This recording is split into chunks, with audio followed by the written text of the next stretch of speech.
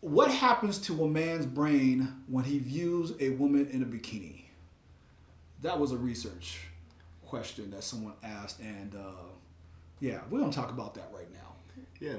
Normally, how I would find that out is I would ask a bunch of guys what they think, and I would write it down, and I'd code it. Qualitative and say, this is what it measures. is. Qualitative measures. Yes. But Completely valid scientific. completely method. valid. Yes. But even more impressive is that a group of folks had decided to measure the brain scans of men as they see women in bikinis. And what they found was that the portion of the brain that lights up is the portion that's associated with using tools, right? Which really translates into this sort of self-gratification. This is what this is for me type of thing. Women are objects. And that's the ultimate conclusion of Yeah. the project, which is that men physically view women as objects. And this sort of it certainly adds credibility and evidence to what folks have been saying for a long time about women being objectified. Yeah. But it also, now that we see it here as biological,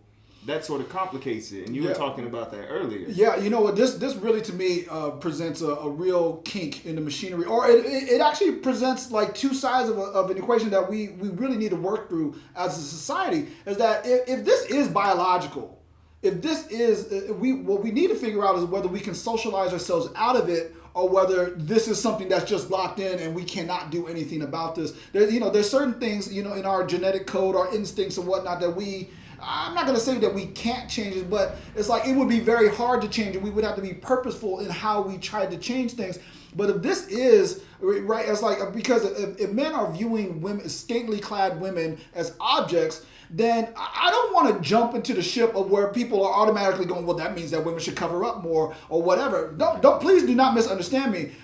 My wife is very modest. I'm going to train my daughter, train my daughter. I'm going to tell my daughter, no, I'm going to train my daughter to be very modest. I'm going to own this one, and whatnot, and say, and to have her be modest, and yet at the same time, I don't want, like I said, I don't want people automatically saying, well, then that means that if a woman is dressed that way, that she's trying to achieve a particular objective, or that she's objectifying herself. And it's like, yo, there's a lot of different ways to measure this and thinking about this, and that's not, like I said, automatically the route I want to go to. What I want to go to, though, like I said, is to understand that if this is biological, then we are going to have to work really hard in order to try to change this behavior, if that's what we need to do, or we need to figure out, like I said, if it's something that we even want to try to change and whatnot, and then what does that process even look like? Because because they only did this in the United States, right? Yeah. Like they only did it in the United States. And so to me, the real big measure is to do this in a country that's like a hunter-gatherer society, where the women basically walk around naked, or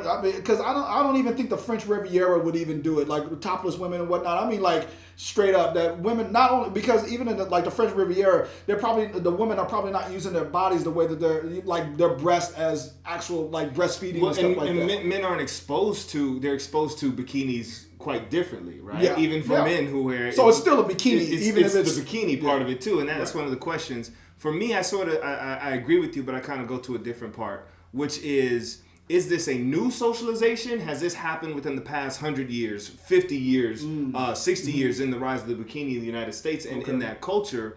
Or is this something that, when the rise of the bikini happened, did that tap into something that was already there biologically from wherever, 300 years, 3,000 years, however we want to mark it? It makes a difference if we have been socialized into this rather than re-socialize and changed our body. If that's the case, then we can then change it again, right? And then we need to look to different types of media, different types of conversations, so we can stop that and then change the biological makeup, right? Pavlov's dogs. We are aware that socialization can change our bodies and who we are and what we do. So can we do that, or is this something that's extremely locked in? Because we know there are biological differences. Even as sociologists, we know there are biological differences. And when we talk about sex, we know that those biological differences can play out quite differently. Absolutely. Either way, it is no excuse that whether our brains fire up for tools that we actually treat and behave and engage with as men, engage with women as females as tools. Yeah. It's funny you said train your daughter. I'm certainly going to be careful and aware and cautious. Oh gosh, the thought of this just already freaks me out. But I mean, but you can't ignore both sides of the equation, though. Like I said, I don't want to rush into one side of the equation, but please also don't, understand. I hate saying it quite like this, but it's like, understand, women, that this is what happens, and we as men, we as men and we as a society, we need to all deal with this, because this is either socialized or genetic or however this goes, but we need to really work this one out. And so while we're working that out, I don't even know what the and understand, men, it is not an excuse. It's definitely not an excuse. You come at my daughter or my wife like that. I don't care what side of your brain fire. I got some fire for now. That's funny.